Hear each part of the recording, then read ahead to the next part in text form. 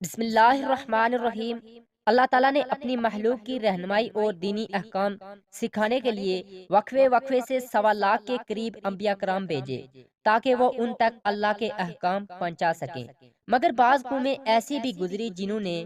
اپنے نبی کی تعلیمات کا مذاق اڑایا، جن میں سر فہرست یہودی ہیں، جن کا موجودہ مسکن اسرائیل ہے۔ آج دنیا کے نقشے میں اسرائیل ایک ایسی ریاست ہے جو انسانیت کے دشمن ہے۔ اس میں بسنے والے یہودی دنیا کے امن کو تباہ و برباد کرنے پر تلے ہوئے ہیں، لیکن اگر ان کی ذاتی زندگی اور رسم و رواج کو دیکھا جائے تو ہمارے لیے ان کو انسان کہنا بھی مشکل ہو جائے گا۔ آج کی اس ویڈیو میں ہم اسرائیل اور یہودیوں سے متعلق چند ایسے شرمناک حقائق آپ کے سامنے رکھیں گے جن کو سن کر یقیناً آپ ان پر لعنت بھیجیں گے، اور اس کے ساتھ ساتھ ہم یہ بھی بتائیں گے کہ یہودی عورتوں کو کس طرح ظلم و جبر کا نشانہ بناتے ہیں۔ کہا جاتا ہے کہ جب ہٹلر نے ہزاروں یہودیوں کو قتل کیا تھا تو چند یہودیوں کو یہ کہہ کر زندہ چھوڑ دیا تھا کہ آنے والی نسلیں ان کے کرتوت دیکھ سکیں کہ میں نے ان کو کیوں قتل کیا۔ لہٰذا آج آپ دیکھ لیں کہ دنیا میں جتنی بھی سازشیں چل رہی ہیں وہ سب یہودیوں کا ایک ارادہ ہے۔ یہاں تک کہ یہودیوں نے 1948 میں ایک عالمی سازش کے تحت فلسطین پر قبضہ کر کے اسرائیل کے نام سے ایک الگ ملک قائم کیا جہاں انہی کی حکمت ہے۔ دوسرے مذاہب کی طرح یہودیت میں بھی بعض دنوں کو خصوصی تقدس حاصل ہے، جیسا کہ یہودیت اور بعض عیسائی فرقوں میں سبت عبادت کا دن ہے، اور اسے یہودیوں کے مقدس دنوں میں سب سے اہم ترین سمجھا جاتا ہے۔ سبت جمعہ کے روز غروب آفتاب سے شروع ہو کر اگلے روز غروب آفتاب تک جاری رہتا ہے، اور یہ دن روایتی طور پر یہ 3 ضروری کھانوں پر مشتمل ہوتا ہے۔ غیر آرتھوڈکس یہودیوں کے لیے جمعہ اور ہفتے کے درمیانی رات کا کھانا سب سے زیادہ اہمیت کا حامل ہے، اور وہ اس کا خاص اہتمام کرتے ہیں۔ اس کھانے کا آغاز چلا روٹی سے ہوتا ہے جو برکت کے طور پر کھائی جاتی ہے، جبکہ سبت کو امن اور پاکیزگی کا دن سمجھا جاتا ہے۔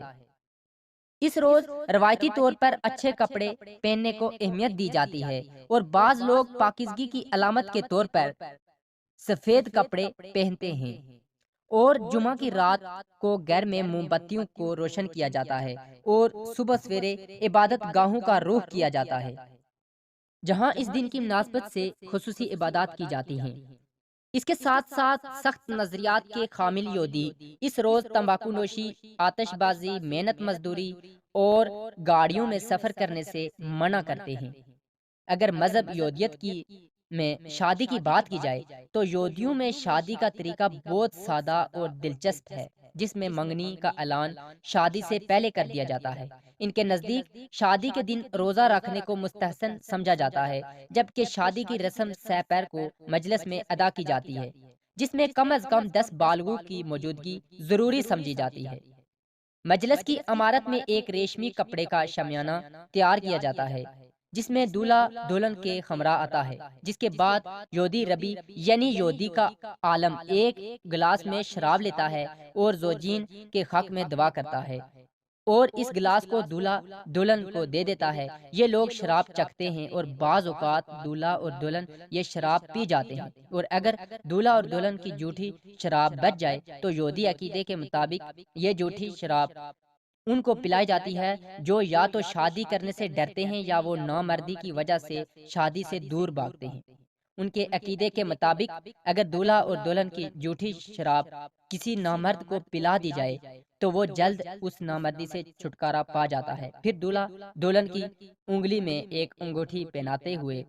عبرانی زبان میں کہتا ہے کہ دیکھو تم اس انگلی کے ذریعے سیدنا موسیٰ علیہ السلام اور اسرائیل کی رسوم کے مطابق میرے ساتھ منسوب ہو چکی ہو۔ پھر شادی کے عہد نامے کو آرامی زبان میں ربی بآواز بلند پڑتا ہے، جس کے بعد شراب کا ایک گلاس لیتا ہے اور دعا کر کے پھر زوجین کو دیتا ہے، جسے وہ دونوں چکھ لیتے ہیں۔ یہودی مذہب میں شادی کی بہت ہی عام رسم گلاس توڑنا ہے۔ جس میں دولہا دلہن شراب پینے کے بعد گلاس کو زمین پر رکھتے ہیں اور دولہا گلاس کو اپنے دائیں پاؤں سے توڑتا ہے اور سب لوگ مطلوب یعنی خوش قسمت پکارتے ہیں۔ گلاس توڑنے کی وجہ یہ بھی بیان کی جاتی ہے کہ یہودی تاریخ میں ان پر جو ظلم و زیادتیاں ہوئی ہیں ان کی یاد میں یہ گلاس توڑا جاتا ہے، تاکہ شادی کے اس پرمسرت موقع پر بھی اس ظلم و زیادتی کو یاد رکھا جائے۔ جبکہ بعض یہودیوں کے نزدیک اس گلاس کو توڑنے کا مقصد یہ ہے کہ گلاس کے ٹکڑے یہ بتاتے ہیں کہ یہ دولہا دلہن کب تک شادی کے بندھن میں رہیں گے، یعنی ان کی شادی کب تک قائم رہے گی۔ یہودی شادی میں نکاح نامہ بہت اہمیت کا حامل ہے، اس کے بغیر شادی کا تصور بھی نہیں کیا جا سکتا۔ اس نکاح نامے کو یہودی اصطلاح میں کتوبہ کہا جاتا ہے۔ اس نکاح نامے کو دولہا یہ عہد کرتا ہے کہ وہ اپنی بیوی کو مہر دے گا جو طلاق یا اس کے مرنے کی صورت میں اس کے کام آئے گا، اور وہ یہ عہد بھی کرتا ہے کہ وہ اپنی بیوی کو نان و نفقہ دے گا اور اس کی جسمانی خواہشات کو بھی پورا کرے گا۔ یہ نکاح نامہ حاضرین کے سامنے اونچی آواز سے پڑھا جاتا ہے تاکہ لوگ اس نکاح نامے کی عبارت کو سن سکیں اور اس پر گواہ بن سکیں۔ یہودی اسے بہت قیمتی اور مبارک خیال کرتے ہیں، اس لیے اسے بہت خوبصورت انداز میں فریم کروا کر گھر میں لگا دیا جاتا ہے۔ باقی الہامی مذاہب کی طرح یہودیت میں بھی عورت کے مہر کا تصور ملتا ہے، لیکن یہودی قانون میں مہر کو عورت کا معاشی حق نہیں سمجھا جاتا، اس لیے اسے اتنی اہمیت نہیں دی جاتی۔ اسی وجہ سے